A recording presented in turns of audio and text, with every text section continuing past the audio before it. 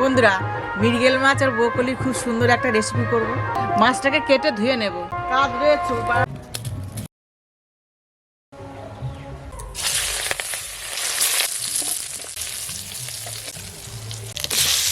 পেঁয়াজ দিয়েছি, রসুন দিয়েছি, এবারে আদা বাটা দেবো, দিয়ে টমেটো কুচি দিয়ে দেবো,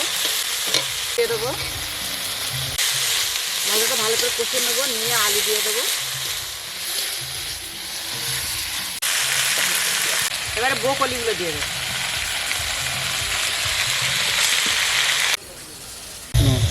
নুন, হলুদ, জিরে দিয়ে ভালো করে কষে নেবো। এবার জল ঢেলে দেবো।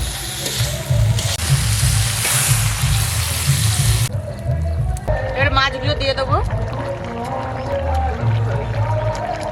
ধনে পাতা কুচি দেবো, দিয়ে নামিয়ে নেবো। আমার মাছের ঝোল হয়ে গেছে। ব্রোকলি দিয়ে আমার মাছের ঝোল হয়ে গেছে। এই দেখুন।